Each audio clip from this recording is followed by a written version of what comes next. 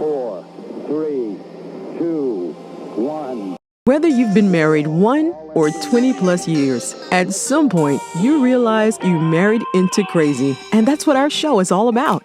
If your marriage or relationship is compassionate, real, accountable, zealous and yielding, or just plain crazy, Snooks and Lovey offer love, laughter, and a dose of reality as they unpack this thing called marriage. Sit back, relax, and get your ear hustle on. It's time to start the conversation. Yo, what's up? It's your boy E.T. Look, if you're looking to or you got to raise the bar on your marriage, you gotta click the link and get into Married into Crazy, y'all. I'm telling you, this coaching is gonna take your relationship to another level. Now look, you already know you need to raise the bar. You know that already. So stop thinking or overthinking. Click that link, and Marriage into Crazy is gonna take you and your spouse to marital bliss. Now you know. Click the button. Let's go. Welcome back to another episode of the Married into Crazy podcast with Snooks and Lovey. I'm Lovey. I'm Snooks. And once again, we find ourselves sitting down having a conversation about marriage. Because that's what we do. That's what we do. I was going to say, well, that's what we do. But no, okay. I'm really excited about it for this week because this is the first year that we're going to call out a specific national day focused on marriage. Not even marriage, focused on spouses. Spouses. Is it new? I don't know if it's new, but it's new to me. So if it's not new, y'all see he was neglecting me, but okay. Okay, so on Friday, January 26th, it is National Spouses Day. Not married, what?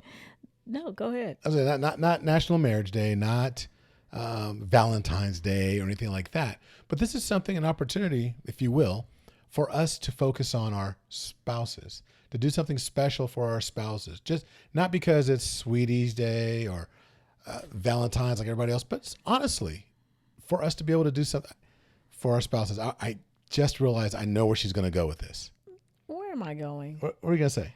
I was going to say, actually, it wasn't even, I was going to ask, I wonder who comes up with these like days or whatever. I can't say holiday. It's not like I get off from work or anything, but I just wonder where they're coming from. No, that's okay. That's not where I thought you were going to go, Mm-hmm. but that's a great question. I thought you were going to say, well, every day is supposed to be Spouses Day. That's because you get it like that. You're spoiled. Wow. It's the truth. I am not spoiled. Lovey is spoiled. Okay, you know what? Maybe I am. Yeah. If spoiled means you're in a room with all the women in your household, which is basically everybody. Isaiah and I are the minority in this house. It's only we only have one more person than you. Your species. He's or whatever. 4. He's 4 years old. Well, you guys act a lot alike. But I'm just saying, he's 4. I'm 51 years older than him. I mean, his vote, and he sides with you guys anyway. No, not always. Snooks and Shanti. No. Yes. He be So, down for Papa. What I was going to say was, if being spoiled means sitting in a room while there's a conversation going on and being absolutely ignored at all times, then yes, perhaps. Oh, you're snoring? Oh, are you done? Everybody, well, this is the kind of banter that goes on in our house, even when the cameras are not rolling. Because Lovey's a baby. But go ahead. Wow. You're a man baby. Come on.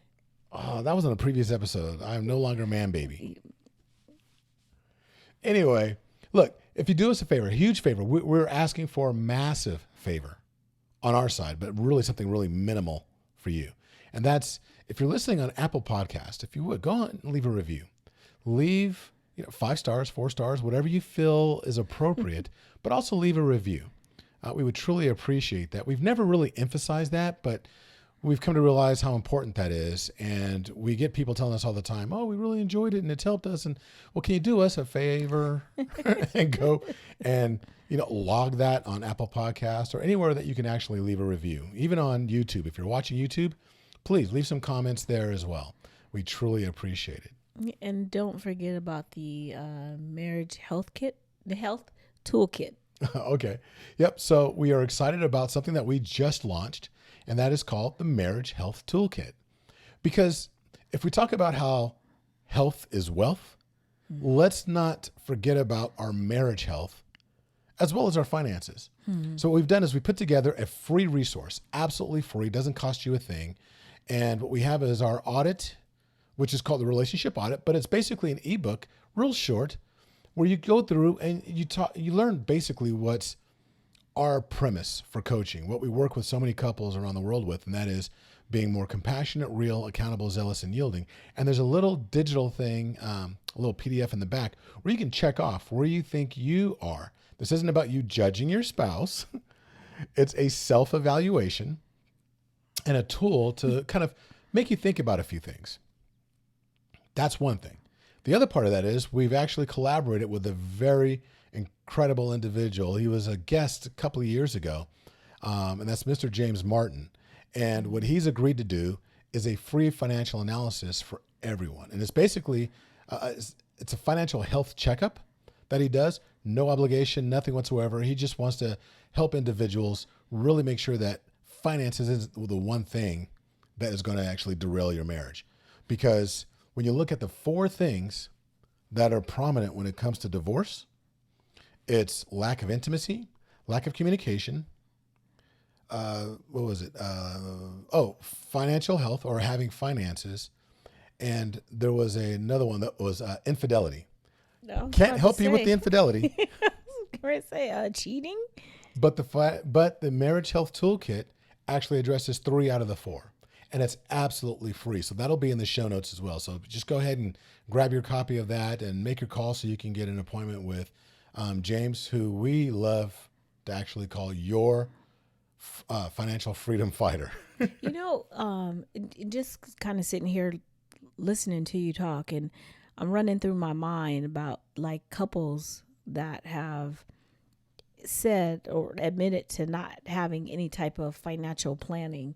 You know, I think so many times because life is life and it be life and people just kind of they get busy, but you know, you get into this rut. I don't want to even call it a rut. You get into this situation where you're surviving together. And when you're surviving together, you know, when you're surviving, I always think about being on a raft in the ocean, you know, and you're not on the raft, but you have your head above the water and you're just like, you know, you're holding on. A lot of people kind of live like that. And those things that when you think about, finances from 10 years from now, shoot, I'm trying to figure out what I'm doing next week. You know, they don't think about those type of things. And then when tragedy happens or emergencies come up, that's like when they think about, I should have saved, or, maybe I could have done something a little bit different. You know, don't let a bad situation, an emergency, or a tragedy make you pump the brakes to really think about changing some habits or whatever, because that's not the time when you want to make those financial decisions, or, you know, even if you have the capacity to make them, sometimes you don't, because you're so focused on, I don't want to say focused on, but you're so in that situation. You know what I'm saying? Oh, I agree. And I think we talk about the capacity, and after a lot of research, quite honestly, it's not as far out of reach, or it's not even out of reach for a lot of people.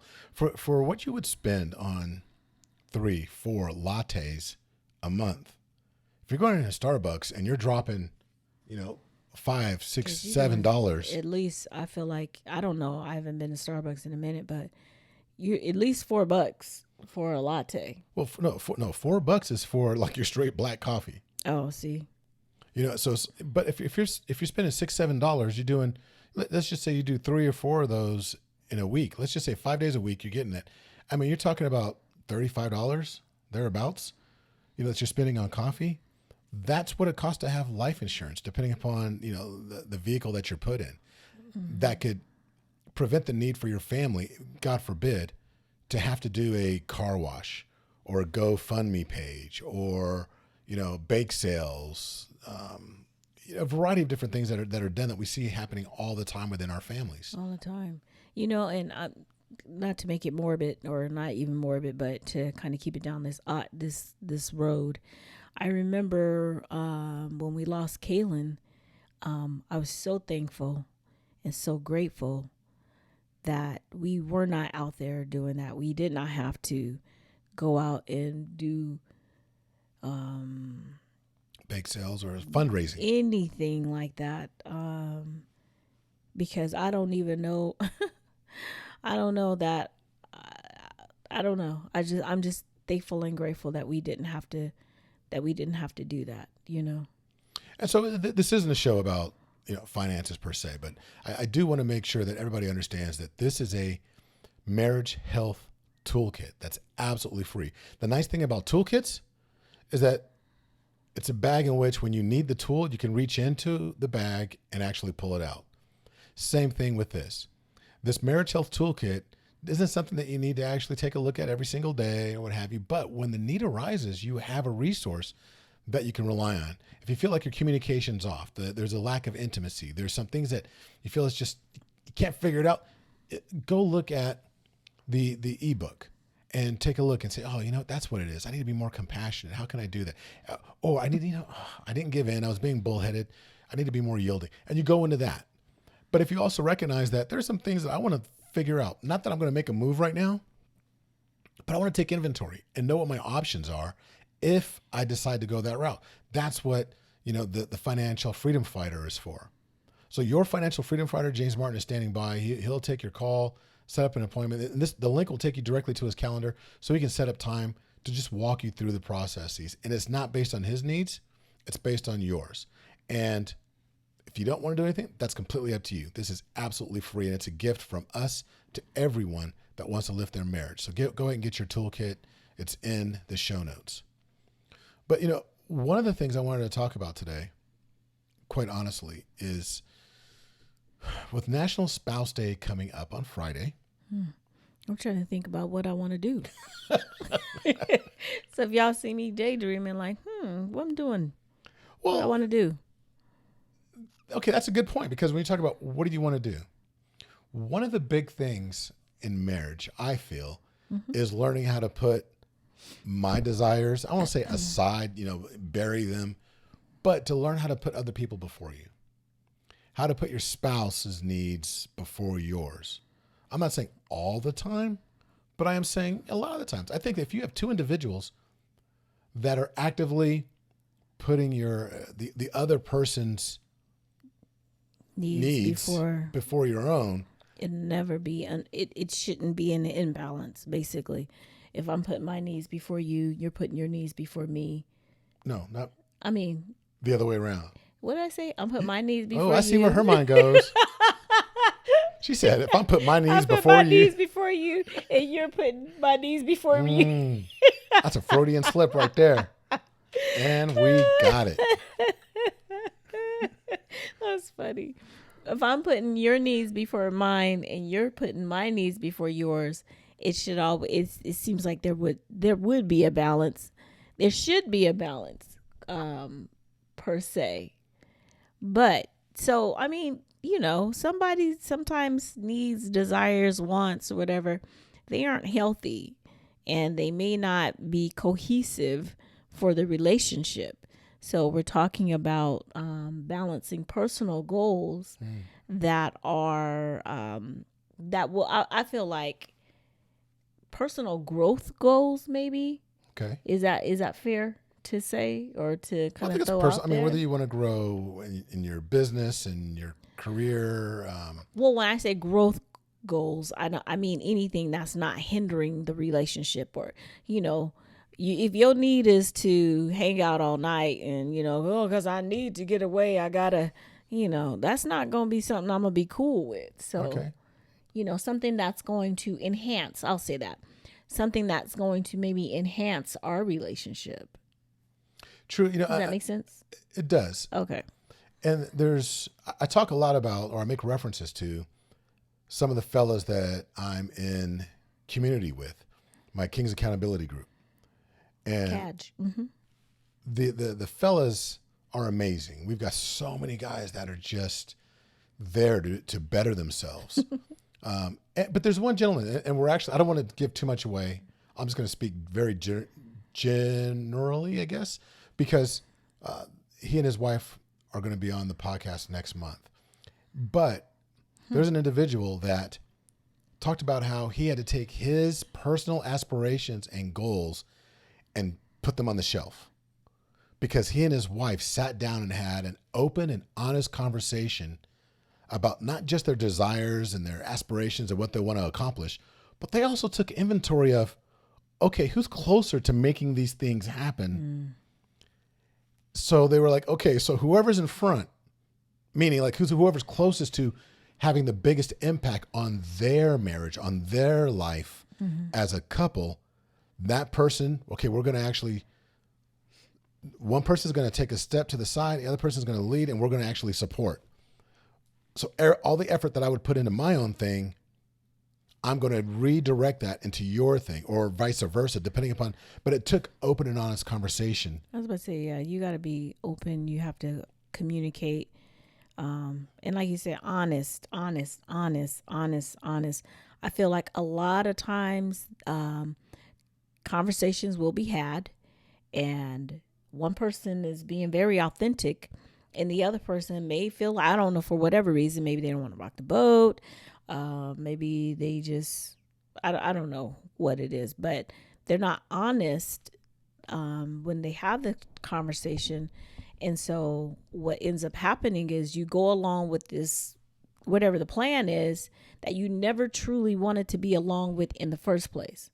So now I have this resentment and I have this bitterness going on because why is it always about your goal? Why is it always that we have to do this? Why blah, blah, blah. And then you're like, whoa, wait, where's this coming from? Out of left field, because we talked about this. Yeah, but I didn't really mean it, or I didn't really want to do, and I didn't know it was going to be for however long or whatever it is. But it's like, sometimes you need to have that conversation more than one time. And I think that kind of leads into, you covered a couple of things right there. One is open and honest communication. And then you also talked about how the cash guy put his stuff on hold. It's like they did a compromise, Okay, so I'll do this, blah, blah, blah, whatever. But then that also kind of, to my point, talks about now we need to continually check in and we need to make sure that the plans haven't changed and you're still on board with the plans, because I could say yes for, okay, I'm good for 2 months and then 2.5 months and then third month come like, wait a minute, hold on, bro. But I'm not saying anything to you, but all my actions and my movement is jerky. And you know, when your spouse got a little something going on. Oh, when the vibe is off, Right. So, and you're still going from the original plan, we'd like to say sometimes you got to pivot, but the pivot can only happen. I feel like the pivot can only truly happen when there's that check-in. So I need to be like, what I say I love Peyton Manning for, because we got to do audible. Omaha. Yeah, we need to change this or something, but it still comes down to those open communication and checking in, No, I think you're right. But even to take a step back, that joint goal planning, as we were talking about, sitting down and figuring out not just, okay, where are we at? Who's closest to it? But the key is to be together and being very, very, very, very candid. And one of the things you can ask, just like when you're setting a SMART goal, one of the things that's one of the major components of a SMART goal, if you're sitting down setting goals with each other, like, okay, so how long is this going to take? Time bound, right? To figure out, so how long do you think it's going to take for this? Because I do want to know how long this is going to be on the back burner. Right. Because we're not going to just forget about me. I'm not going to put you through law school and then you're going to leave me for the secretary. Right. Wow, the way she looked at me when she said that. There's some deep-rooted things going on right now. I might have to analyze my wife right here on the podcast. That's so funny. I just was thinking about, every show that you've ever seen where one or the other, puts the other one through whatever. Oh, I won't say put him through, but watch the show, huh? We're gonna cancel some subscriptions funny. around Anyway. I'm sorry. No, but having that collaborative approach is gonna pay dividends in the long run because you're able to sit down and have a time bound, and at that time, like you said, that ties into, okay, what's the check-in time frame? What's the cadence on the check-in? Are we going to check in every month? Is it every 2 months? Is it every quarter? Is it, twice a year? How is this going to really benefit us? And how are we going to check in to make sure that we're on task as a couple? And also talking about, okay, well, I'm going to start doing some things. So when it comes time to pivot, it lets me know too that let me get some of this dust off of, my goals and aspirations and start to create this resurgence, if you will, of the other one. And but it's us working in tandem. Right. Well, I feel like that's part of the sharing of the shared goals, because we have the thing that we have in common. What is our common goal? What is the purpose for doing X, Y, Z, whatever? That has to be the focal, the focal point. What is the end goal that we both share that, while I'm going to step back from and let you do X, Y, Z or whatever. So I do want to be mindful though, because it sounds like we're sacrificing self for the betterment of the spouse. Do you think that's where it falls? It's a sacrifice of self, or is this, what would you call it? I mean, when I'm in my feelings, I might say that. Yeah. I'm being very honest, but I don't feel like it's a sacrifice if we've talked about it. If it's something that, and we've been very candid about it. We've said, okay, this. That's why I say, how is it going to benefit us as a couple? Is it a common thing? Is it a shared thing? How is it going to help our relationship? Or even, I mean, there are some things that you may want to do that there's a conflict with what I want to do. So then we'd have to, I think that's kind of, you already covered it. I just feel like that's exactly what you're talking about. If there are two things, I want to do this and you want to do that. And then we look at and we kind of go down the line about, okay, we check in boxes, checking. And well, are you closer or am I closer? How much do you want it? Or whatever it is, whatever our process is to break that down to the base level, it's going to be up to us both to make that decision, or not make it's going to be up to us to make the agreement, But as long as it's an understanding, like you said earlier, that we talk about yielding, just because don't go right now, when you yield, you come to the yield sign. That doesn't mean you stop. That just means you yield. And then when it's your turn to get in, you get in. That's good. I'm glad you brought that up. Because, I honestly don't think it's sacrificing of self, because it's not like you stop getting out of bed. You stop eating. No. You stop doing other things. You stop working out. You stop trying to better yourself. It just means that the energy is reallocated, right? Instead of it being funneled directly in a direction of, like, if we're both motivational speakers and we have these careers that are taking off, and, and we recognize that you're getting more traction, and maybe it's time for us to, let me give you an example, a real life example. Give me one. Now, this isn't a married couple, but this is the example I was going to use. So if you take a look at my mentor, E.T. So when E and CJ were together, CJ was actually, and for those of you who don't know, Dr. Eric Thomas, he's a friend of ours, but he's also, a mentor and, the number one motivational speaker in the world. He's an amazing individual. But back in the day, when E.T. was talking, CJ was talking as well. A lot of people don't realize that CJ was a motivational speaker also. And CJ had game. I mean, he was good. But CJ noticed that E had a gift and had a calling. So CJ was like, well, I'm going to stop doing what I'm doing and pour all my energy into what you're doing. I'm going to support you because I think ultimately it moves us as an organization ahead further than I could do alone or we could do tandemly together. Let's do that. And what's happened is over time, CJ actually learned. So as you know, E is E, ET is ET. He's doing amazing things. CJ's right there with him behind the scenes, kind of like running the business, making sure everything's there. He's his right-hand man. But as things have developed, CJ is the one that discovered Toby Nwiwe.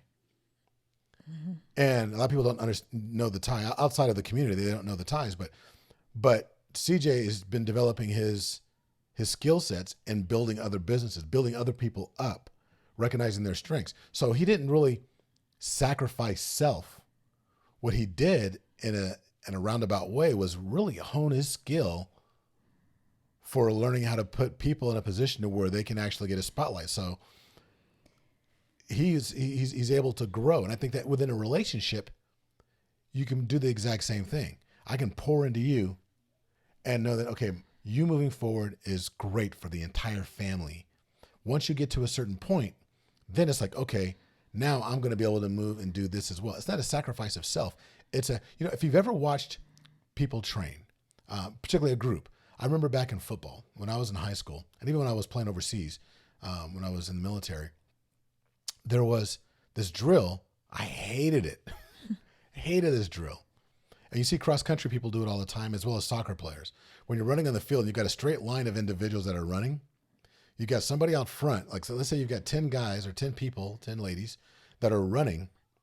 And then when the whistle's blown, the person from the back has to sprint up to the front, and then pace and lead. Then you're leading. What you're doing is when you sprint and you go up, but then you're pacing the team. But everybody on the team is running at a certain cadence. We did this in the military as well. But everybody has a chance to lead. Some people fall back, but your position changes all the time. So at one point when you were last, now all of a sudden you're in the first position, setting the pace.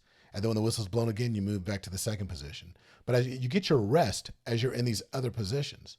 And we got to stop looking at our relationships as, who's leading, who's number one, who's in the first position, who's this, that, and the other. Competition. That competition. Look at it as an opportunity to collaborate as opposed to compete.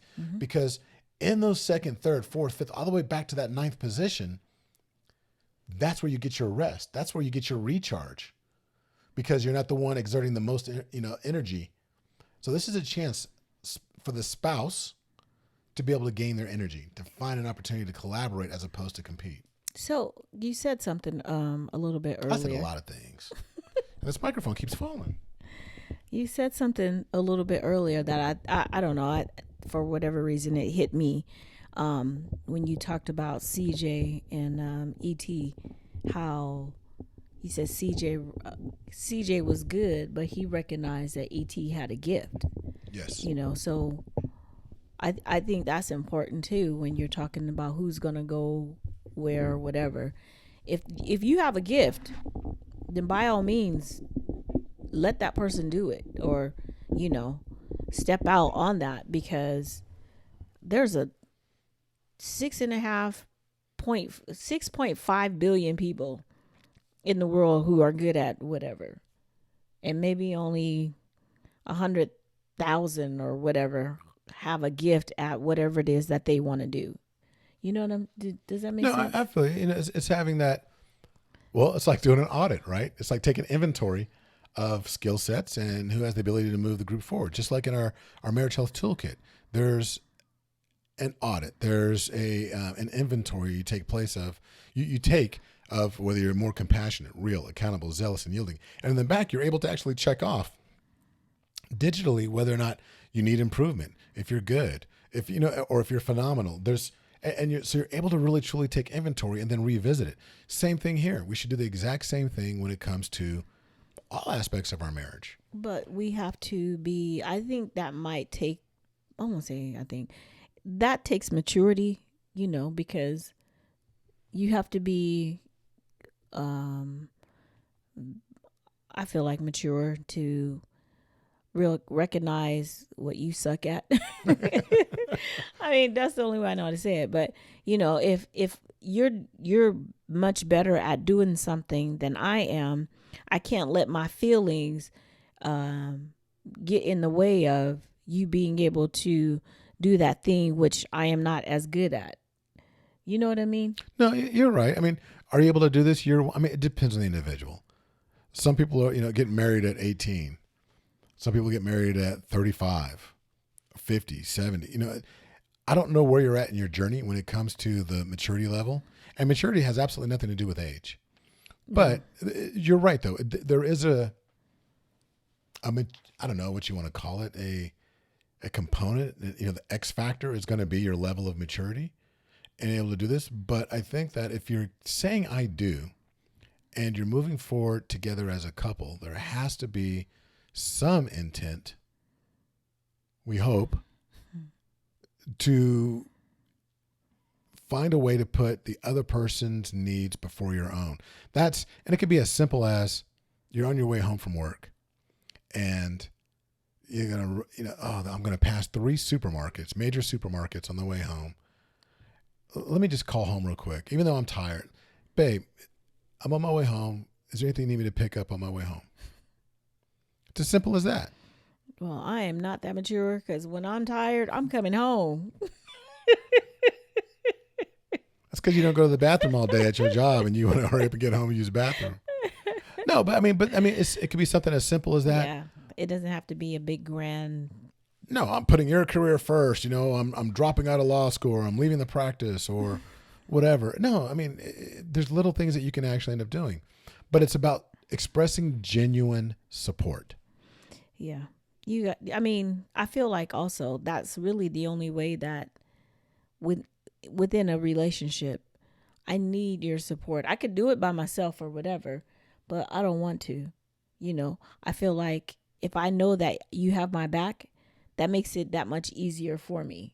Not that it's going to be all easy and I fly by night, but I don't have as much worry about how is this going to affect us. So I'm in school to get my master's, and sometimes I'm pulling all-nighters doing homework, and Lovey's like, bless his heart, because I know I'd be like, babe, go to bed, because he really be trying to hang in there and try to stay up with me. I'm like, just go to bed. But that comes in between a lot of times our time together, because I'm up. And when I come to bed, he's knocked out, and then I'm asleep or whatever. So sometimes we're off, but we may be off like that, but he still supports me. He still has my back, and I'm not worried like, oh my God, I gotta, because, he's gonna, first of all, he's scared of me. So he better not act up. No, I'm playing. No, but think about it. Where's an area in your relationship, in your marriage, that you can do better? What can you do to support your spouse that much better? Give it some thought. Really take a few seconds as you're driving, or if you're on the treadmill, or if you're gardening, or whatever it is you may be doing right now while you're listening to the podcast or watching it. Just take a few seconds to ask yourself, what would that look like in our relationship? So just real quick too, just kind of, this made me just saying that about us. We have to put time in, we have to learn how to manage our time too, so that it's optimal when we are together, because we know that there's pressure for me with school and homework, and there's something every single day. It's not like I have every single I don't day. have I have all this free time or whatever, but I know that us spending time together is super important. So I'm like, all right, so I'll take the L and I'll be up late, just because I know that we have to spend some time together. So I'm going to make sure that before I put anything else down, I have to put something down for my husband and I so that we can stay connected and, make sure that he knows that he's important too. School's not the most important thing. I threaten to drop out every day. So, but I'm not leaving, him or anything. So he needs to know that he is important to me, regardless of to what everything else I have going on. And please believe me when I say I'm not just sacrificing myself, throwing myself on the altar and just like, oh no, I'm not doing that at all. I promise you. But I do recognize that if this relationship of 27 years is going to continue to thrive, there's going to be some moments where I'm just like, all right, let me suck it up. Let me, but he also does the same thing. So make sure that you're doing some time management, evaluation of your relationship too. How much time are you spending with your spouse? How much time are you, making sure that they are a priority, even if it's just, okay, I got 10 minutes and they're going to be intense 10 minutes. We going to be together, whatever it is. I need two. No, just playing. But, okay. I wasn't even talking about that. You are on my nerve right now, but listen, it's funny. I don't like to make this about us all the time, but I will say this.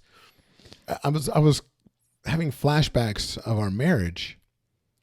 When we met each other, I was in college. Yeah. I was out of the military. I mean, I was older. I was an older college student, but I was going to school. You said I was older. When we got married, Snooks knew that I was going to school and we both had careers. Well, she had a career. I had a job. Whatever. And I had jobs, plural. And while I was going to school, there was sacrifice involved, but she accepted the challenge, if you will, of holding it down. When we'd both be at work all day long, and then I'd have to go to basically night school. I'd be going to school at night all the way across town. Even on Mary did some of those intensive weekends. Yep, there were intensive weekends as well, where I was just gone. So she was raising Kaylin, doing her thing, and whatever she had to. And then so I ended up getting my bachelor's degree, and then that opened up doors for me to move up into different careers. And in doing that, then fast forward to approximately 5-6 years ago, well, a little bit before then, but later in life, Snooks decides, I want to get my bachelor's. So again, that analogy of somebody, us running, and then somebody runs to the front, and then that person drafts, we did that with our education. And then they had to take an honest look. I was going to go into a master's program. Yeah. I don't know. Do you remember that? I remember. I was going to go into a master's program in 2003 and had to make a decision because I had a really good opportunity in front of me for a job. And I knew that if I took this job, I would not really be able to do this master's program, at least not then. We decided to table it. So I put it aside, started this career, and best decision we ever made as a couple when it comes to like career positioning and all of that. But then I was like, oh, I ain't never picking up a textbook again. But so when she went to school, it was like, okay, now it was my turn to sacrifice, if you will. And then she decided, I want to get my master's. Okay, well, let's figure out what we need to do in order to make that happen. And so there's this constant putting the other person's needs before yours, but it's really about, oh, great, awesome. Here's an opportunity to support. Mm-hmm. And that's the attitude you need to have, is to be extremely excited about, what are you trying to achieve? What are you doing? Okay, how can I support you in doing that? And being genuinely enthusiastic, that zealousness we talk about in Crazy, the Z, being zealous for the betterment of the other individual. Yeah. But at the same time about I'm going to say, we need to make sure that we are still respecting each other's individuality. Yes. Because we are, as much as we are alike, we are totally different. I say alike, maybe our values and our morals are, Right, because I close cabinets. And I'll be telling him what he should be doing. So, She does. She does. But I respect his space, and he's learning to respect mine, I think. I'm learning. You know what? I'm dense. I am dense, but I am learning. But that's a good point because, maintaining our individual identities is crucial. Mm-hmm. Because if God intended us to be the exact same person, then he would have only made one of us. Right, exactly. There's a reason why we're different, why we have different fingerprints, our DNA is different, Mm-hmm. all of that. It's about how we complement each other, So we are well-rounded together. And I feel like we make each other better. I make him better. She does. And same thing with you. Do you make me better? I'm just playing. I'm playing. No, we do. I feel like we I do know I make married each- up. I know that. I tell everybody all the time. No, we make each other better because of, like you said earlier, it's about that collaboration, so. No, and again, evaluate your relationship. Can you be zealous for the advancement of the other individual? And I recognize that not every single relationship, it depends on what season you're in, right? Mm-hmm. You might be thinking, I've been giving up, I've been sacrificing for so long. When do I get to, pursue my dreams?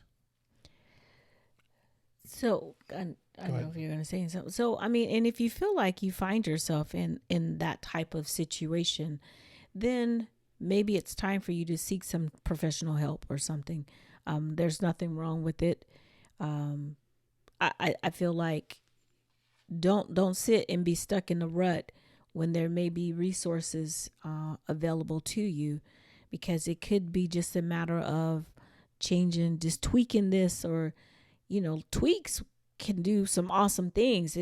We always think that we got to do this big giant overhaul, and a lot of times it is not that. You just got to do some little tweaks. I'm like, oh, I didn't know that did that.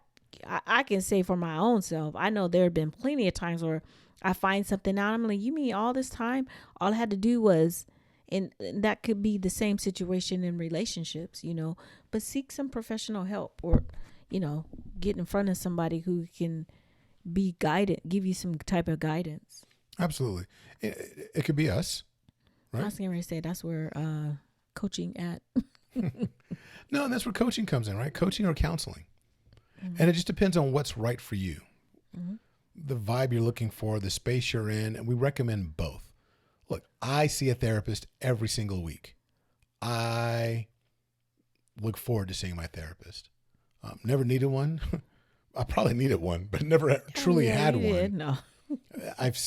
we've been to counseling in the past, but I look forward to my sessions now because I need additional assistance in managing my grief over losing Kaylin. So I truly look forward to that. And depending I'm still looking for one. Depending upon where you're at, you have to decide whether coaching is good for you, counseling. But investigate, make the phone calls, go online, look up individuals, find out what you need. But it's about knowing, or at least wondering, okay, what is that? Having a conversation. Just because you have a conversation and you do some investigation doesn't lock you into a commitment, but it does hopefully at least start things moving, acting as a catalyst to have your relationship going in the right direction, or in a better direction, in a different direction. Mm-hmm. So that way you can start to truly feel fulfilled within your marriage. So there's a lot that was actually said today, and we were using ourselves as examples, but I really want you to think about you, your relationship, your marriage, where you've been, where you're going, where you'd like to be. Yeah. And get the Marital toolkit to help you get there. No, and it's free. It's funny. I'm talking about it like we're selling it, but it's absolutely free. It is free. It's something that we want to give back. Look, our goal is to help 1 million plus marriages, positively impact 1 million marriages in some way, shape, or form. And we just thought that creating a free resource like the Marital Toolkit is one way that we may never know, but if people are using it, that's fulfilling the promise that God made to the world on our behalf when he created us. Because I do believe that this is our calling. This is something that we look forward to, and it gives us energy because we're lifting up your marriage in the covenant of God's institution. Mm-hmm. I agree. So we're excited because there's some things that are coming up in the month of February. Black History Month is coming up, but it's also the Black love component to it as well. So we're going to combine the two. So I didn't mention it before, but I will say this. If you're still listening to us right now and you can hear my voice, make sure you go over to marriedintocrazy.com and look at the shop. It's shop.marriedintocrazy.com. There is a Black love sale. It's the month of love, right? And it's a new gear, new clothing. I'm saying black because Black History Month is coming up right now. But realistically, we love all forms of marital love, loving each other, lifting your relationship up. And we have t-shirts that help you say it with your chest. Sorry, y'all. No, so just go there, check it out. There's a 20% sale on all products, and you get a free gift with every single purchase. So you get the 20% off for every purchase over $25. Check out the new designs. We've taken some things down. We've added some things. Go ahead and check that out. And next month, we look forward to having quite a few interviews. The goal is to have an interview a week. We've got some things that are lined up, just a matter of scheduling and so forth. But as that comes to fruition, we ask that you keep coming back every single week. Tell your friends, tell your family, tell couples that you know to chime in. And again, the ask for every one of you is, if you're listening on Apple Podcasts or wherever you can actually leave a review and a rating, we ask that you do so. Just take a couple of minutes and knock that out for us. We truly appreciate it. Yep. So until the next time, Be blessed. bye. Bye-bye. Thank you for listening to the Married Into Crazy podcast with Snooks and Lovey. Please like, subscribe to, and review the show wherever you access it, and tell a friend about us. Visit marriedintocrazy.com and see how Snooks and Lovey can bless your marriage directly.